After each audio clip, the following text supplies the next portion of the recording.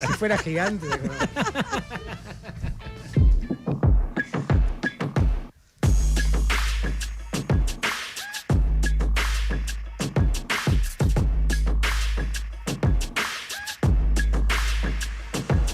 Parece que el modelo que iba a sacar a la Argentina del atraso, de la pobreza, que iba a resolver para siempre la inflación, que nos iba a devolver a ese lugar de gran potencia del que habla siempre Milei, de principios del siglo pasado, era bastante frágil. Porque ahora que en el Congreso se acordaron de que el ajuste recayó sobre los más débiles, ahora que los gobernadores decidieron dejar de empuñar la motosierra junto con Milei contra la población y le dieron 2 monedas a los jubilados y 2 monedas a las familias de personas con discapacidades, se viene todo abajo. Y claro, venían amenazando con que se venía todo abajo desde el día antes de esta sesión, desde el día antes de una sesión en la cual quedó al descubierto que Milei solo no podía haber hecho todo el daño que hizo en estos casi 2 años. Ayer el Senado Nacional votó, en primer lugar, un aumento, una devolución del 7,2% para todos los haberes jubilatorios y pensiones y un incremento del bono que cobran los de la mínima de 70.000 a 110.000 pesos. No son cifras que vayan a desarmar un presupuesto. Es más, lo estimó la Oficina del Presupuesto del Congreso. Son 2 monedas, lo que implica este nuevo régimen, lo que implica la aprobación de esta ley, es que el Estado va a gastar apenas un 0,084% adicional del PBI. Este año, un 0,081% el año que viene, lo cual totaliza un 0,16% del PBI en la reapertura de la moratoria.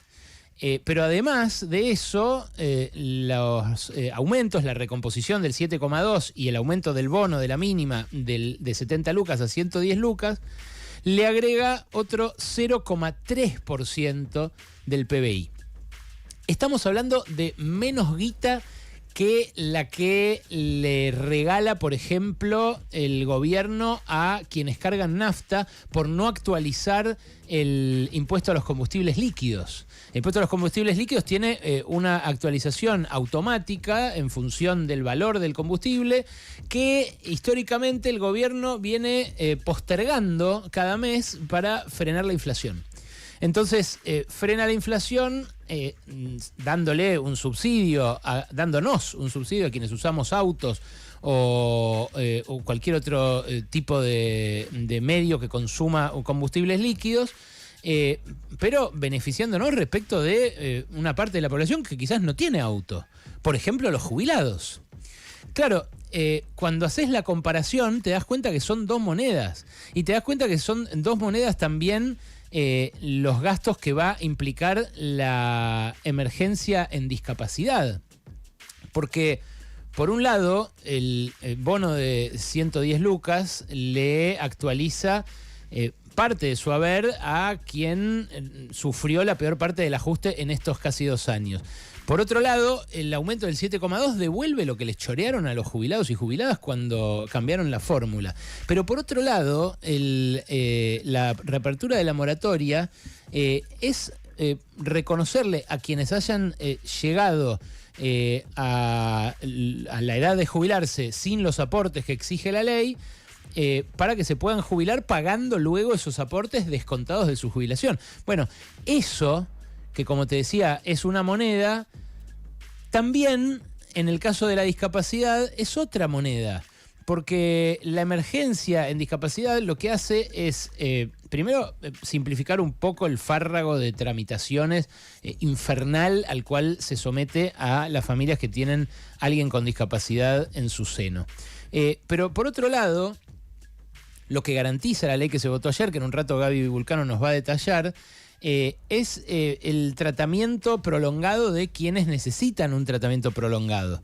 Esto puede generar un gasto adicional, pero el gasto no va a superar el 0,4% del PBI. En caso de que aumenten los beneficiarios mucho y en caso de que la emergencia a los prestadores insuma todo lo que prevé la ley que puede insumir. Claro, son 278.000 millones de pesos para los prestadores que están empezando a cerrar. Nosotros hablamos con una directora de un colegio que dijo, un colegio diferencial, dijo, yo cierro en estas condiciones.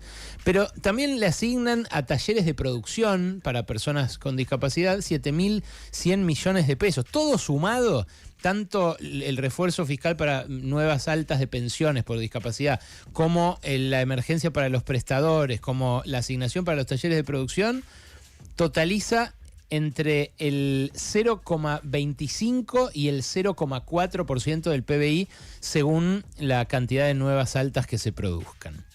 Claro, a esto ayer también se le sumó otra decisión del Senado que revirtió el veto presidencial al Fondo de Emergencia para Bahía Blanca. A Bahía Blanca el Congreso le había votado una guita, 200.000 millones de pesos para recuperar la infraestructura de la ciudad, especialmente en barrios que fueron muy dañados por ese temporal de marzo, y Milei lo vetó. Lo vetó diciendo que ya le había puesto guita a Bahía Blanca, ya colaboré. Bueno, ahora el Senado restituye ese dinero a Bahía Blanca. Claro, Milei dijo que frente a esto y frente a las dos decisiones que se aprobaron a pedido de los gobernadores, que se les reparta la guita del impuesto a los combustibles y que se regularice el envío de los ATN, de los aportes del Tesoro Nacional, que él lo que va a hacer es vetarlos. Claro, en un caso no puede, porque lo de Bahía Blanca él ya lo vetó y el Senado lo restituyó. Entonces lo que dice es que va a ir a la justicia.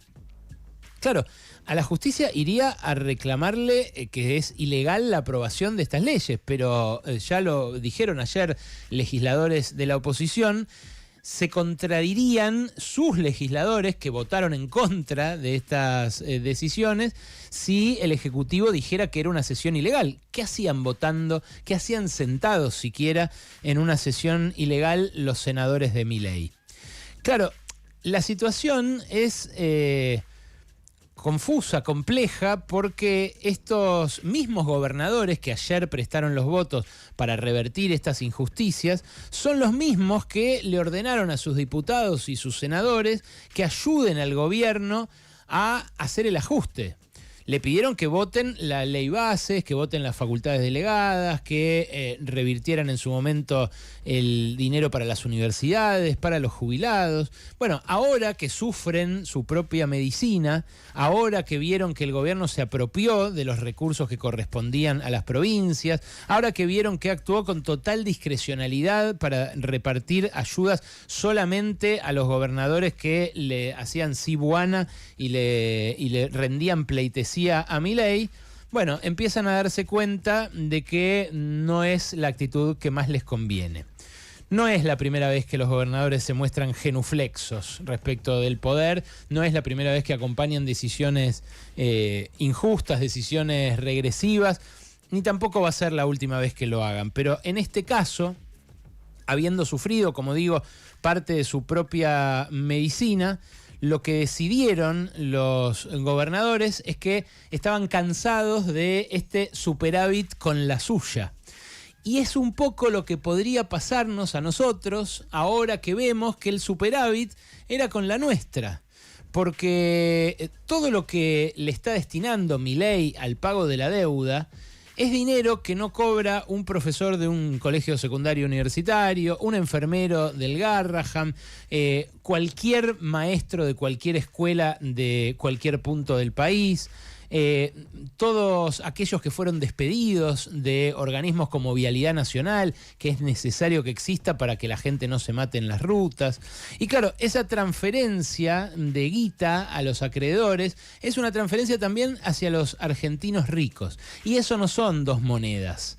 Por eso Milei está tan interesado en blindar este ajuste y por eso está incluso dispuesto a convertirse en un dictador, que eso es lo que haría si no acepta que el Congreso revierta el veto de una ley, porque ese es el equilibrio entre poderes que establece nuestra Constitución y que establece la democracia.